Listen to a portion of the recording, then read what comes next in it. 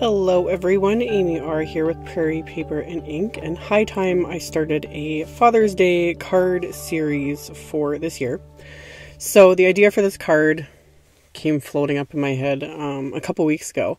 I am still in love with the Simon Says Stamp Abstract Triangles background stamp that had come out quite some time ago. And I had this idea to do basically black triangles with some metallic gold embossing, which is just kind of my thing lately. So I have my travel stamp platform, and I have to flip the lid around so that I can use it with the rubber cling stamp. And I've got the stamp now on the lid. And then I'm using Canson XL watercolor paper that I cut to slightly larger than A2 sized. And people were recommending that I use a binder clip on my little embossing pouch. It's kind of working. It's a small clip. I need like a bigger clip. I've said this before. I don't like how that feels on my fingers. I prefer my little EK Success embossing container, but the pouch is more convenient for larger areas. So the easiest way to use a background stamp is to put the paper on it like you would normally would, and then I bring the platform to the lid like I showed, like upside down, and then I can flip it around and press down really well and make sure this background gets stamped.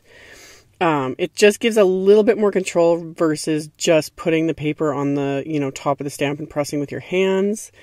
The only drawback is doing it that way. You can't really re-stamp it unless you mark exactly where you'd placed the paper. But for this, it worked really well. I just used my dry paintbrush to remove any little bits of embossing powder that have, creeped in where they weren't supposed to be.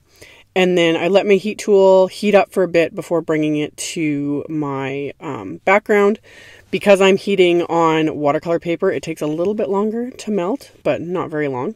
So melt everything until it's smooth and melted, and I tilt it in the light to make sure there's no little, grainy areas so that everything is heat embossed. So now that I've got this all heat embossed, I can funnel this embossing powder, and this is Simon's gold detail embossing powder today. And I'm going to tape this down to a hardboard. I'm just using my washi tape for this. I find more often than not washi tape just does everything, and this is the one way I kind of use washi tape. I've shown many styles of washi tape in haul videos, and I generally don't use it, but for things like this, I use a lot of it. So I'm just taping it down just to hold it a bit, since I'm going to be painting this entire background with watercolor.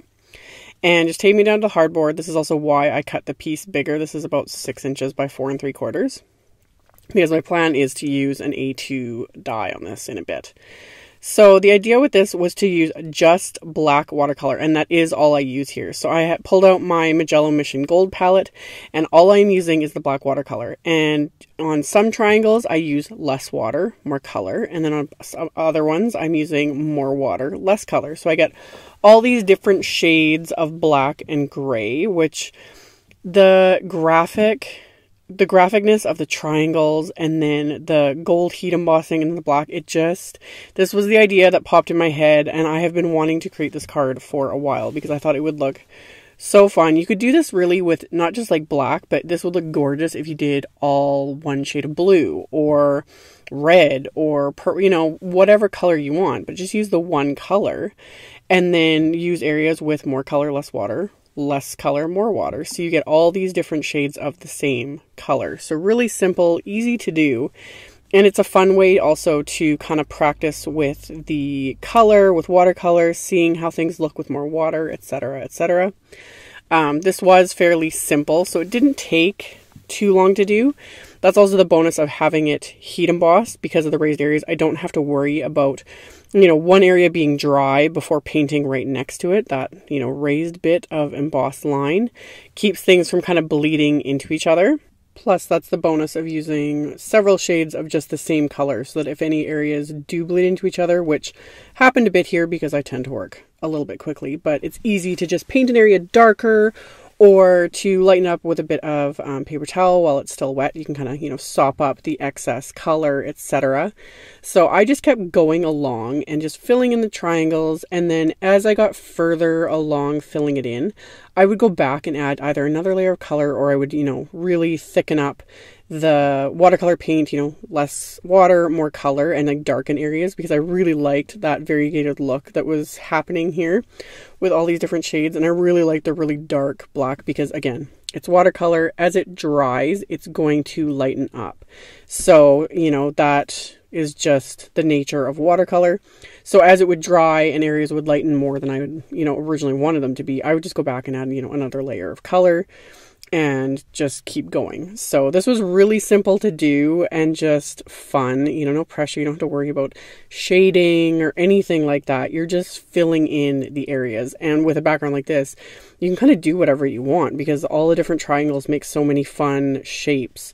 So I completely filled in this background, let it completely dry, removed the washi tape, and then I pulled out the largest of the Simon Says Stamp Basic Rectangles Wafer die, because this largest rectangle in this set is A2 size, so 4 1/4 by 5 1/2. That's why I made this watercolor piece a bit bigger, so I would have the ability to completely die cut this. So I taped the die into place with that washi tape and then got it onto my little platform here and then ran that through my Gemini so it was die cut. And once I was done with that, I pulled out some Gold Shine cardstock and some black cardstock and the Simon Says Stamp Big Dad wafer dies. This also came out like last year or the year before, I forget. All this stuff's still available. I just kind of, you know, shopped my own stash and pulled out some older stamps and dies, and with the black cardstock I cut down several pieces, so I have 4 pieces of black cardstock and then or 3 pieces of black cardstock and then the gold foiled cardstock, and I'm going to run all these through my little side cut here so I can get multiple die cuts with all of these pieces. So I've got a little stack of black cardstock letters, and then the topper is going to be that gold. It's kind of foiled, but it's more of a satin finish. I used this in a previous video, and I really like it. Like, foiled would look great too. I almost did glitter cardstock because I thought that would look really nice, but then I remembered I had this, you know, satin foil cardstock, so I used that instead. But it would look really nice with glitter cardstock because it's not too much, I don't think, with the background. I think it's just, you know, it just gives it that little something. So I just used Gina K Connect Glue to adhere all these pieces. I was going to run them through with my Xyron, but I had the adhesive sitting right in front of me, and these are such large die cut letters that I don't really need to worry much about, you know, fiddling around with layout and, you know, trying to stack everything, etc. Like, this was just quick and easy to stack all of these together. So I've got all of my letters stacked, and then for my sentiment, I pulled out another previously released set. This was the I See You stamp set that I still love, but there's a couple sentiments in it that I really loved, and I thought that'd be fun for a more kind of non-traditional Father's Day card. So I pulled out the sentiments from this set, and I'm going to stamp the main one here onto this little piece of black cardstock, and I'm going to again use my anti-static powder tool, stamp the sentiment with the Ink on 3 Juicy Embossing ink, and I'm going to use the same Simon Says gold embossing powder on it. So again, with finer sentiments, you need to be kind of more careful with this ink. If you really press your stamp into it, it's going to get completely coated in ink and you're going to lose a lot of the detail. So I just stamped that along the bottom of the black cardstock, covered it with my gold embossing powder, and then I'm going to melt that with my heat tool. And then to trim it down, I pulled out my Fiskars trimmer. I've kind of fallen back in love with my Fiskars trimmer. I still love my little guillotine trimmers, but I really love the Fiskars for making sure my cuts are, you know, spaced where I want them, because I've got that little wire guide in it. And I find it a little bit easier sometimes to get smaller cuts. I have had this trimmer for so long, and usually when I stop loving it is when the blade goes dull. So when I change the blade, it's like, oh, I love this trimmer again. So I trimmed down my sentiment, and then I'm going to adhere these die cut letters to my background, and I'm using a bit more of the glue on the backs of these since I'm adhering it over top of watercolor paper and that heat embossing. So I started with the A, making sure that was centered, and then it makes it easier to center the other two. And another perk of using this background stamp is I had made sure to line everything up straight, so I was able to just kind of line everything up along one of the lines. So it's just easier to kind of eyeball everything. So once I had that adhered, I'm going to adhere the little sentiment strip right on top of that, again, with a little bit of this Connect glue. And then once I have that pressed into place, I just stacked several acrylic blocks on top of it to hold everything down so that as the glue dried, it adhered really well to everything. So I've got that, and then I have my card base, which was just heavyweight white cardstock cut to 4 1/4 by 11 and scored at 5 1/2. And I had heat embossed another, just the I love you sentiment from the ICU set onto a scrap of the black cardstock.